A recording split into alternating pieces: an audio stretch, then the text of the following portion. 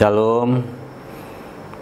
Pada pagi hari ini saya akan menyampaikan renungan singkat dari Mazmur pasal 20 ayatnya yang ke-7 sampai dengan ayat yang ke-10.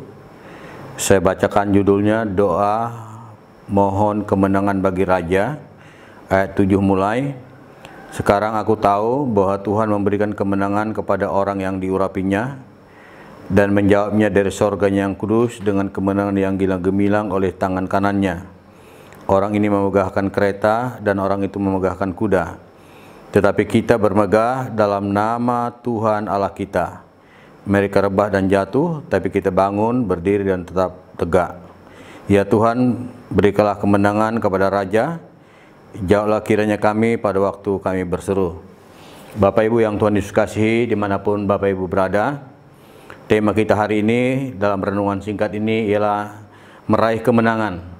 Bagaimana supaya kita menang dalam menghadapi kehidupan ini, sehingga kita kuat di dalam Tuhan, di dalam kekuatan kuasa-Nya.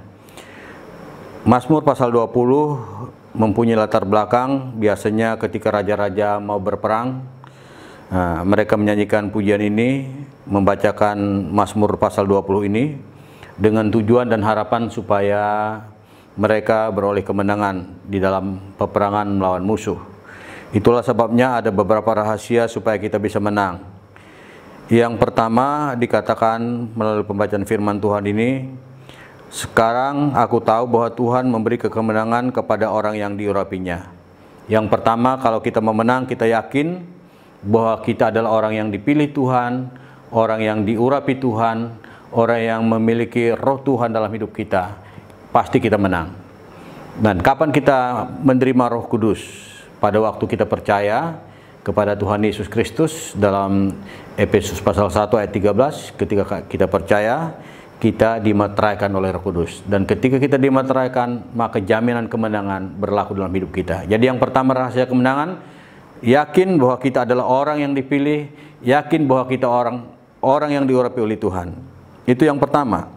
Lalu rahasia yang kedua, bagaimana supaya kita mengalami kemenangan, yaitu supaya kita mengandalkan Tuhan. Ayat yang ke-8, orang ini memegahkan kereta dan orang itu memegahkan kuda, tetapi kita bermegah dalam nama Tuhan Allah kita. Jadi biasanya orang berpikir dengan pasukan yang terlatih, ya, dengan kuda yang terlatih, maka mereka akan menang. Tapi justru kita akan kecewa. Orang ini memegahkan kereta, orang itu memegahkan kuda, tetapi kita bermegah dalam nama Tuhan. Artinya kita harus mengandalkan Tuhan dalam segala aspek hidup kita. Orang yang mengandalkan Tuhan adalah orang yang diberkati Tuhan, dan dia pasti hidupnya berbahagia. Mengapa? Karena dia mengandalkan Tuhan. Tapi orang yang mengandalkan kekuatannya, mengandalkan dunia ini, dia terkutuk, dia jauh dari hadirat Tuhan. Jadi Bapak Ibu yang Tuhan kasih, andalkan Tuhan dalam segala hal. Apapun masalahmu, apapun pergumulan kita, pasti Tuhan mampu, karena Allah yang kita sembah adalah Allah yang lebih besar dari setiap masalah hidup kita. Lalu yang terakhir, yang ketiga, rahasia kemenangan kita, bahwa kita harus sadar bahwa hidup ini juga kadang ada suka, ada duka, ada pergumulan yang seringkali juga kita hadapi. Makanya dikatakan di dalam ayat yang ke-9, mereka rebah dan jatuh, tetapi kita bangun, berdiri dan tetap tegak. Yang ketiga, mereka rebah dan jatuh, tapi kita bangun. Artinya kita juga pasti mengalami masalah. Tapi orang yang dalam Tuhan, 7 kali dia jatuh, dia akan bangkit juga. Oleh karena ada tangan Tuhan yang hebat, ada tangan Tuhan yang kuat, yang menjaga kita, yang memberkati kita, yang menolong kita setiap saat.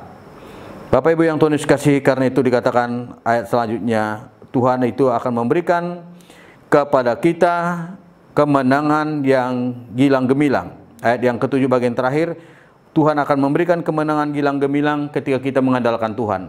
Artinya kemenangan yang hebat, kemenangan yang luar biasa, kemenangan yang tadinya tidak kita pikirkan, tapi itu yang Tuhan buat.